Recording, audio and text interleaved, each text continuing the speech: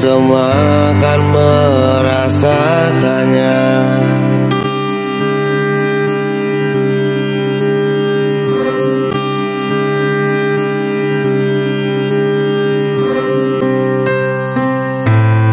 Cepat atau lambat, kita semua pasti mengalaminya.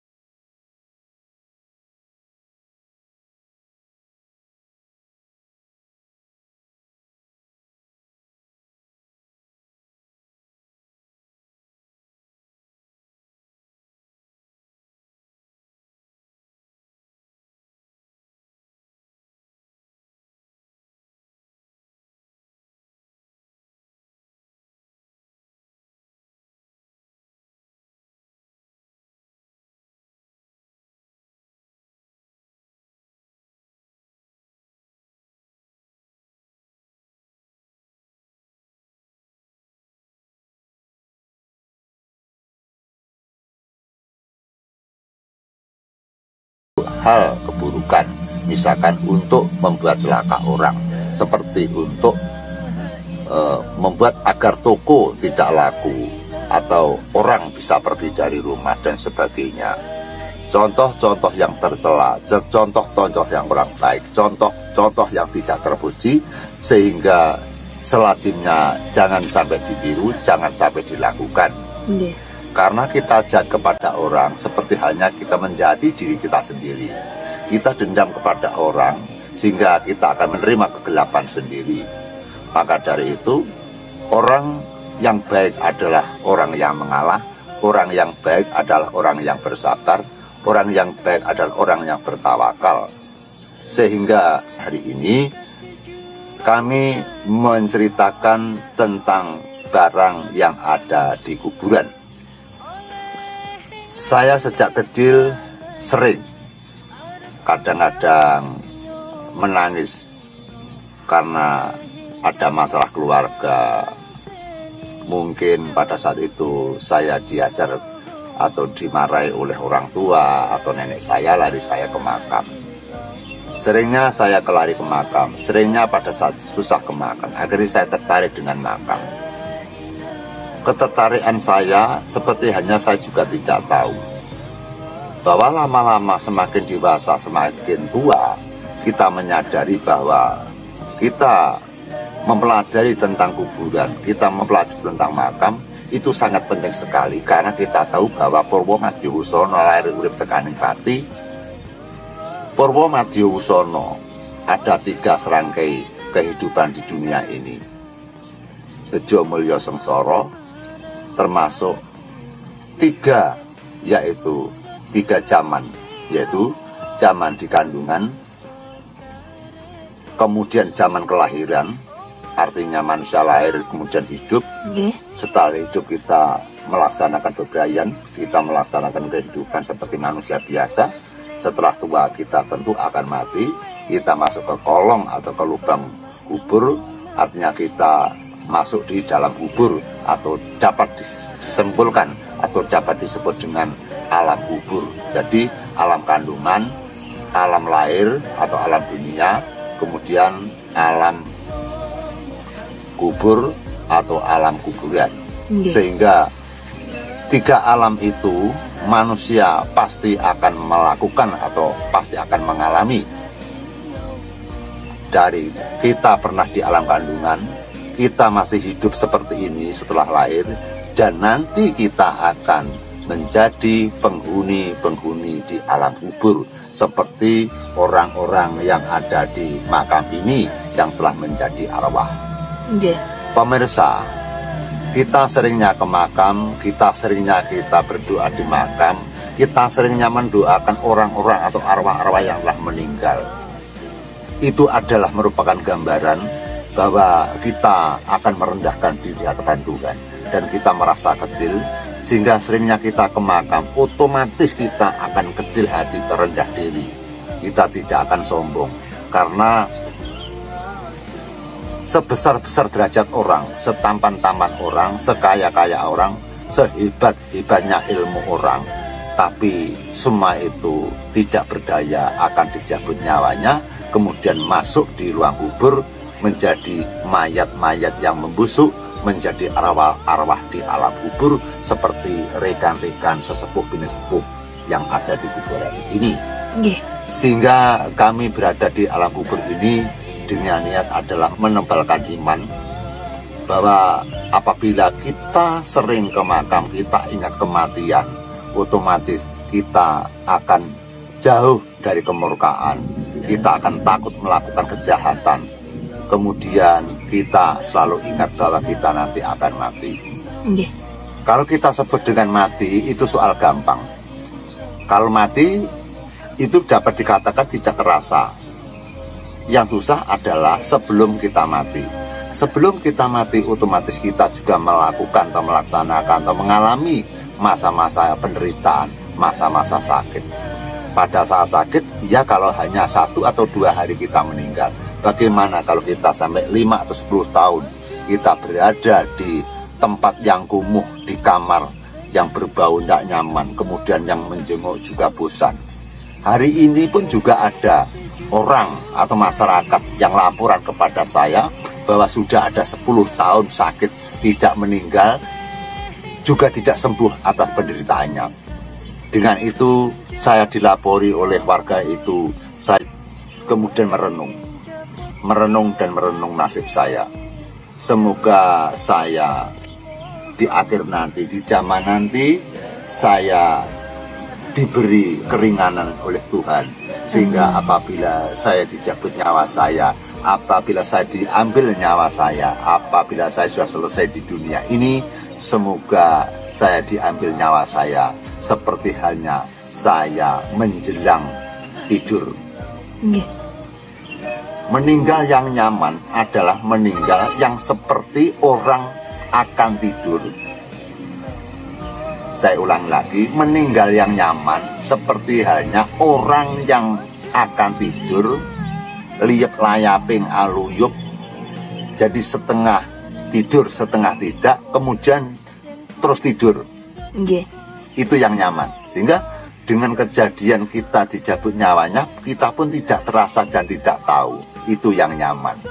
Dan tidak merasakan sakit, tidak merasakan sakaratul maut. Kita bayangkan, kita pernah bertanya kepada sesepuh bini sepuh yang kawugan di bidang arwah, yang kawugan di bidang ilmu, yang kawugan di bidang sangkan paran, yang kawugan di bidang manunggaling kawula Gusti. Saya bertanya, bagaimana rasanya orang yang dicabut nyawanya? Itu ada 3 permasalahan atau 3 poin. Yang pertama, dicabut dengan kenistaan adalah kita dicabut dengan mata yang melotot, lidah yang melet sampai 1 kilan. Itu meninggal dengan kenistaan, meninggal dengan kesengsaraan, meninggal dengan nista. Kemudian ada lagi meninggal yang karena sakit. Yang karena sakit seperti halnya, rasanya bagaimana? Saya tanya begitu, rasanya seperti kita dijambak rambut kita, kemudian dimasukkan ke air, atau dimasukkan di sebuah danau, atau dimasukkan di sebuah sungai. Kalau bahasa Jawanya dikatakan dilep-lep nih, gelageben, sehingga air masuk ke mulut, air masuk ke hidung, air masuk ke jantung, sehingga kita sangat sakit dan panas rasanya pada saat dicabut nyawanya yang seperti itu. Kemudian mati yang 3 yang dinamakan mati utomo. Jadi tadi kan mati nista, kemudian yang terakhir adalah mati utomo. Mati utomo adalah mati yang tidak merasakan sakit apapun, sehingga seperti lupa, seperti orang yang akan tidur kemudian tidur, sehingga lupa dengan kejadiannya, lupa dengan saya itu tidur atau saya itu tidak tidur, sehingga dia tahu-tahu hanya seperti orang yang berjalan ke sebuah lembaga atau sebuah desa yang belum pernah kita alami, yaitu seperti suasana desa atau kampung yang pada situasinya seperti jam 5:30 sore. Ini setengah gelap, setengah terang, itu yang dinamakan cahaya pancamaya atau cahaya moyo. Pemirsa, kita penting sekali untuk mengetahui tentang pelajaran-pelajaran tentang kematian. Karena yang jelas kita lahir sudah kita lakoni, kita hidup kita juga sudah kita rasakan, yang belum adalah kita menjalankan kematian. Di sana banyak orang tertawa, di sana banyak orang marah, di sana banyak orang yang bahagia, di sana banyak orang yang nyaman-nyaman dengan harta bendanya yang banyak, nyaman-nyaman dengan kesuksesan yang sangat menjulang, bersenang-senang karena anak istrinya dengan damai. Tapi di balik ini banyak teman-teman dan saudara-saudara kita yang masih sakit di rumah sakit, di kamar ICU, yang masih sakit di kamar-kamar rumah-rumah masing-masing, yang sangat menderita, menanti kesembuhan, ada yang menanti pengambilan nyawanya, sehingga hidup ini seperti tidak ada artinya. Banyak orang-orang sakit yang ingin meninggal tapi tidak bisa meninggal, banyak orang-orang sakit yang ingin sembuh tapi tidak ada yang sembuh, sehingga masih banyak teman-teman kita yang menderita pada saat ini, jam ini, detik ini. Sehingga kita semampunya kita mendoakan kepada siapapun, mendoakan baik orang meninggal atau orang-orang yang masih hidup. Karena kita berdoa atau mendoakan orang seperti halnya kita memberikan cahaya atau senter, kita nyenteri kocoroso, kocoroso di senteri itu cahayanya akan kembali kepada kita. Artinya kalau kita berbuat baik kepada siapapun, maka kita akan mendapatkan kebaikan atau mendapatkan kesejukan atau mendapatkan kedamaian dari Tuhan Yang Maha Esa.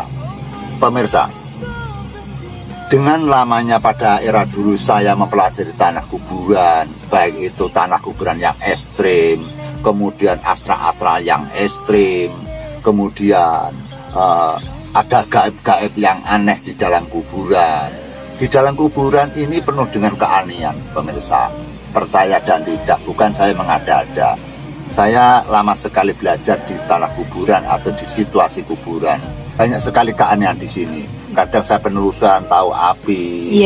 Itu berkali-kali, pemirsa. Ada suara-suara yang nangis dan sebagainya. Kemudian kenyataannya pada saat tempo dulu saya pernah ditawari kepada teman saya. Teman saya berkata demikian, Pak Bintoro, saya bertanya, apakah benar bahwa katanya kalau ada orang meninggal kemudian dimakamkan, sesudah dimakamkan, orang-orang yang sama melayat atau saja pada pulang, orang yang terakhir itu, 7 langkah dari orang yang terakhir itu, maka malaikat akan datang, akan menanyakan sesuatu hal, akan menanyakan sesuatu yang dijalani oleh manusia tersebut. Sehingga pada saat 7 langkah orang yang pulang ke rumah dari makam itu perbatasan datangnya malaikat. Kemudian saya ditanya, apakah benar bahwa patokan yang orang yang baru meninggal apabila didengarkan, maka itu akan terdengar suara-suara malaikat? Atau apakah benar bahwa patokan yang baru ditancapkan itu didengarkan, maka akan berbunyi seperti bom? Sehingga saya ditawari oleh teman saya untuk mencoba.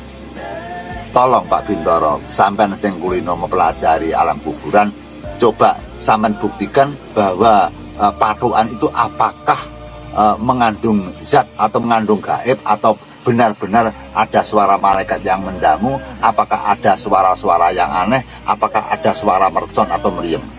Sehingga saya menjawab, saya tidak berani melaksanakan. Itu bukan wewenang saya, karena alam kubur tidak boleh untuk coba-cobaan. Orang mati tidak boleh untuk coba-cobaan, karena orang mati adalah ketentuan dari Tuhan, kodrat dari Tuhan, suratan dari Tuhan.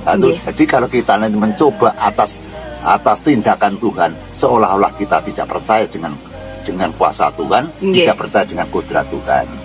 Bukanlah kita ketakutan atau tidak berani, tapi kita merasa tahu diri bahwa kita ini hamba Tuhan yang tidak punya apa-apa, tidak punya kemampuan apa-apa, hamba Tuhan yang penuh dengan dosa-dosa yang banyak. Daripada kita coba-mencoba, lebih baik kita memohon kepada Tuhan, memohon ampunan agar dosa-dosa kita bisa diampuni. Itu yang lebih penting. Dalam acara tersebut, dalam sambutan ini, dalam Sabdo Tomo ini, saya akan memberikan ulasan barang-barang atau tanaman-tanaman yang ada di dalam kuburan tidak boleh dibawa pulang atau tidak boleh ditanam di dalam rumah. Saya mempelajari yaitu tanaman yang ada di dalam kuburan. Saya pernah tanya jawab kepada gaib di kuburan, menanyakan tanaman apa yang diperkirakan yang berbahaya ditanam orang di dalam kuburan ini. Kemudian bisikan batin saya menjawab bahwa tanaman kuburan yang ada di dalam kuburan ini yang paling berbahaya ada 3 macam.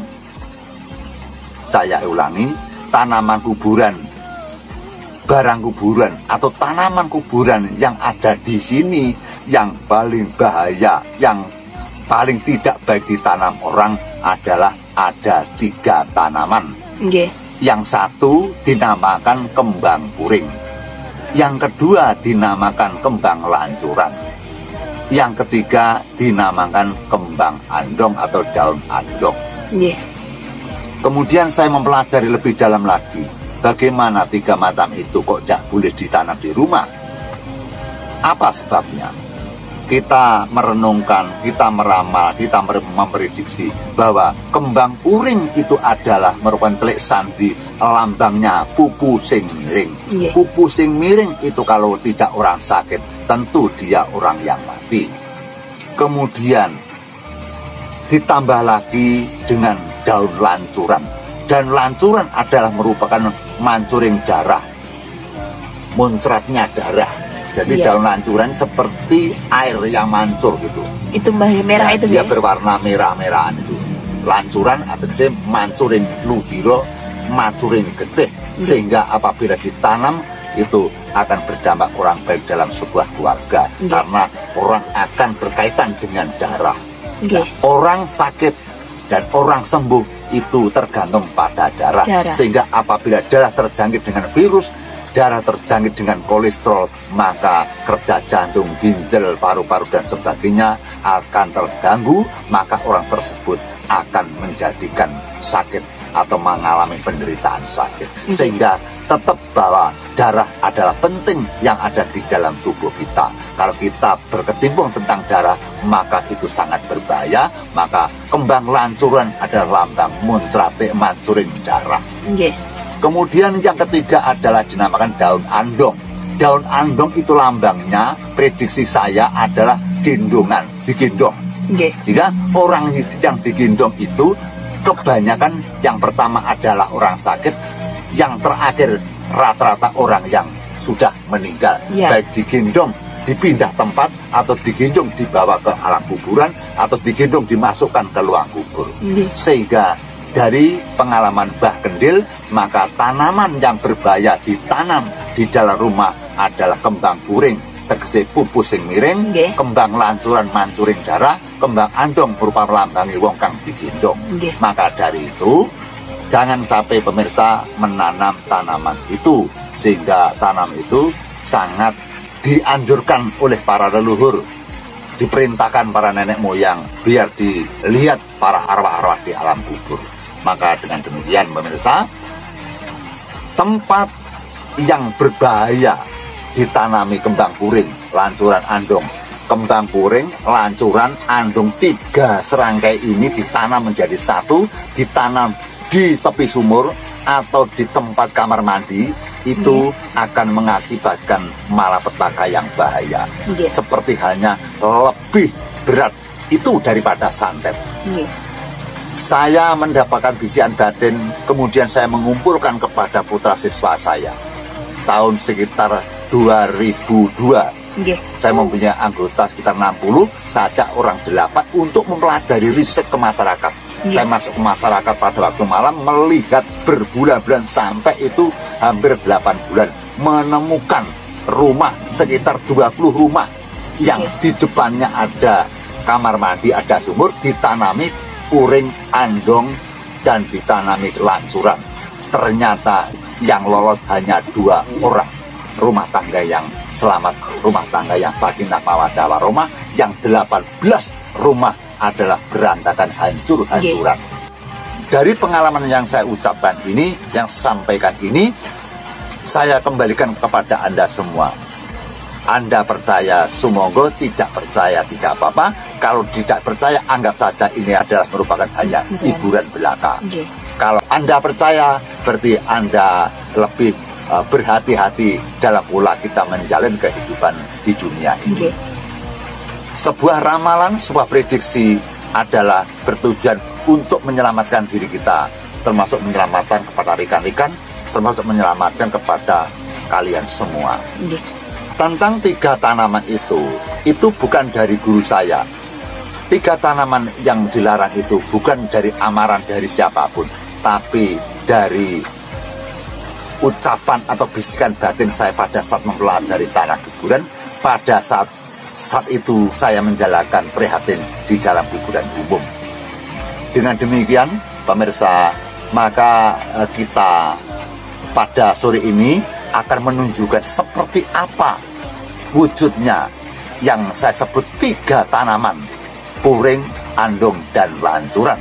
Bahwa pada sore hari ini saya ucapkan, saya nyatakan benar dan tidak itu urusan Tuhan. Tapi yang jelas saya berbicara ini didengarkan arwah-arwah yang telah meninggal yang ada di dalam kubur ini. Ini sudah menjelang suruh pemirsa. Sehingga biasanya para arwah atau penghuni kubur itu banyak yang hilir mudik, kemudian banyak yang bisa menyaksikan kepada manusia-manusia yang datang di dalam kubur ini.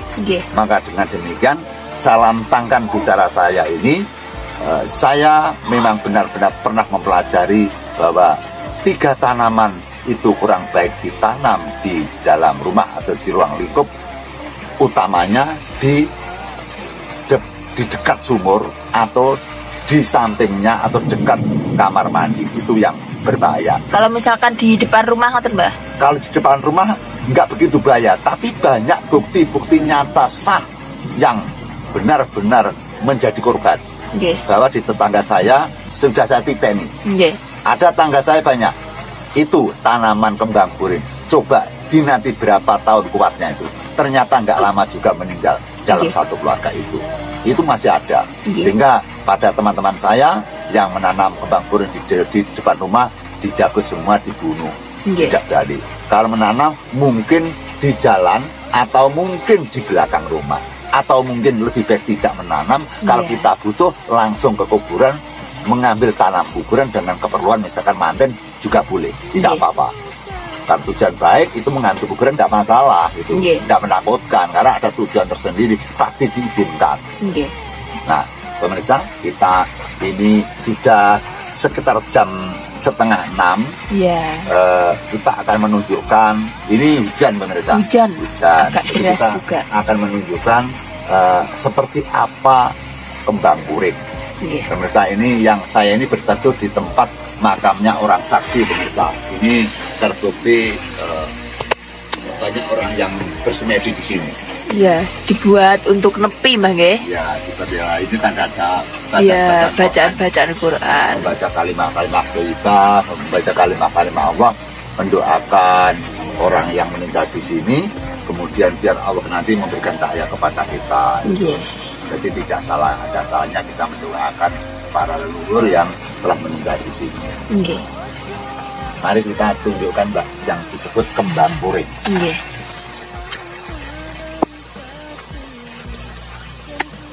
Pemirsa, ini yang dinamakan kembang andong.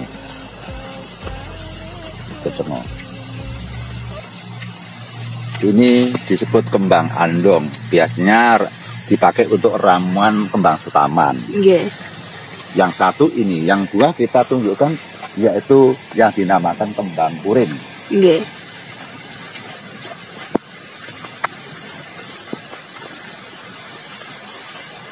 Pemirsa, kembang puring semacam ini, ya. Ini bintik-bintik kuning. Ini dekatkan nih, Pak, tangan saya. Nah ini seperti ini. Ini kembang puring, ya. Kembang puring. Kembang puring artinya pupu yang miring, sehingga layak dan pantas ditanam di kuburan karena orang mati pasti diiringkan. Pasti miring menghadap ke barat, mujure ngalor. Menghadap kiblat, Mbah ya. Sebenarnya menerangan seperti ini berbahaya, Mbak. Kalau tidak pernah mempelajari tanah kuburan berbahaya, Mbak. Karena membuka wadi.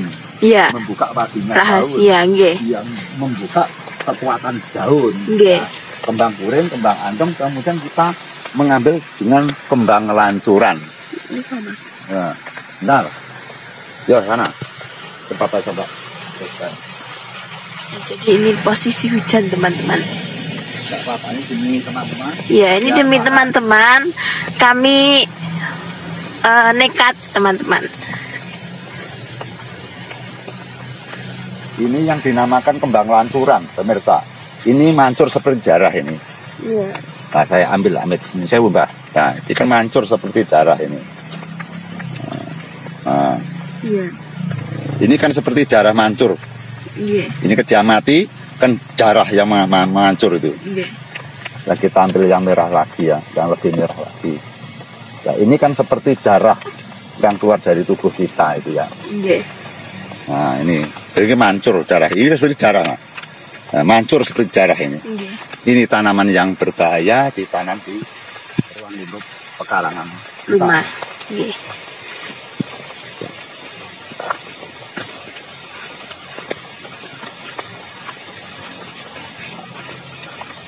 Kita berbentuk ini pemirsa.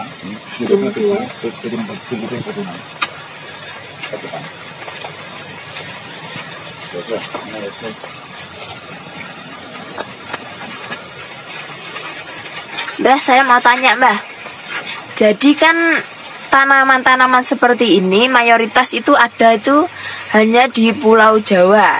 Jadi kalau misalkan di Sulawesi, Kalimantan, Jakarta mungkin makam-makam umum itu tidak ada. Itu gimana Mbah? Apakah akan berbahaya juga jika ditanam di daerah-daerah yang mungkin kurang mempercayai hal-hal yang seperti ini Mbah?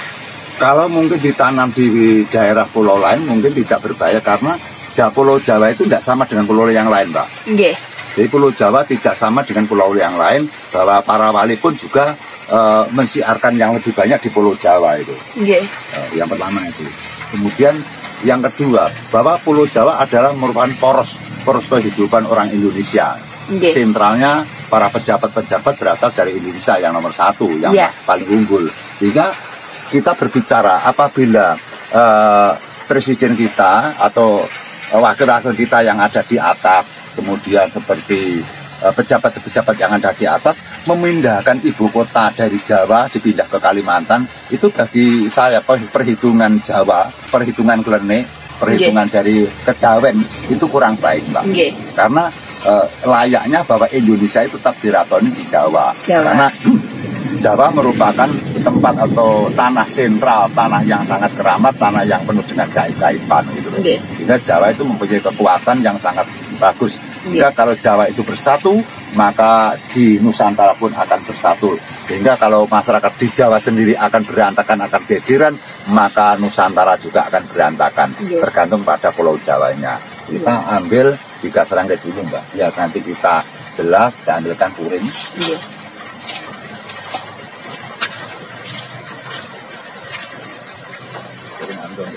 Ya, Andong.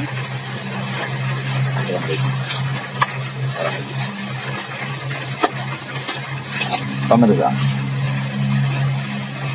kita ambil daun andong, daun puring, kemudian ini adalah hancuran yang digambarkan adalah mancurnya getih atau mancurnya darah. Sehingga ini kalau ditanam lebih bahaya lagi kalau ditanam bersamaan. Ini ketiganya ditanam satu tempat, itu sangat berbahaya sekali ini. Nah, lebih-lebih ditanam di sumur atau di dekat dengan kamar mandi, itu yang sangat berbahaya. Kenapa Mbah kok malah di sumur atau kamar mandi yang bahaya? Namanya air kan kehidupan, Mbak. Jadi kehidupannya akan dibunuh dengan nilai-nilai ini. Air adalah kehidupan itu loh. Orang tanpa air pasti mati, sehingga kehidupan akan dihalang-halangi oleh tanaman 3 ini. Jadi ini adalah merupakan prediksi selama saya sekolah atau sinar di alam kuburan. Saya bertanya kepada hati saya, bisikan batin saya, bisikan hati saya menyatakan seperti itu, dan pernah saya buktikan dan pernah saya pakai riset, pakai uji coba sekitar 8 bulan kita mencari rumah-rumah yang menanam pengamatan, ini. Jadi 20 rumah, yang 2 lolos, yang 18 korban. Jadi banyak yang menjadi korban. Yang lolos itu apakah dalam kehidupannya juga mengalami permasalahan atau aman-aman saja, Mbak? Ya, yang jelas kita kan pada saat sore hanya menanyakan tetangganya, Mbak. Kita menanyakan yang korban. Kita menanyakan tetangganya, sampingnya itu saja. Itu di sekitar tahun 2002, Mbak, itu. Saya ada orang 8 orang. Kemudian pertama 20 orang, terus kemudian meretel menjadi 8 sampai 8 bulan. Pemirsa, semoga atas pengalaman ini, saya ulang lagi, ini adalah lancuran, adalah mancurnya darah. Kemudian kembang puring adalah pupu yang miring, gambaran orang mati atau orang sakit. Kembang andong adalah digendong. Setelah mancuring getih jadi sakit, kemudian sakit pupune miring, setelah miring nanti digendong, setelah digendong dimasukkan ke dalam kuburan, sehingga dia akan meninggal. Maka tanaman ini jangan sampai ditanam di dalam rumah. Pemirsa, hanya sementara itu yang saya sampaikan. Semoga apa yang saya sampaikan ada gunanya, ada manfaatnya bagi kita semua. Cukup sekian pemirsa, semoga bermanfaat atas konten ini. Ihdinas shiratal mustaqim. Wassalamualaikum warahmatullahi wabarakatuh. Sugeng rahayu ingkang pinanggih. Amin amin.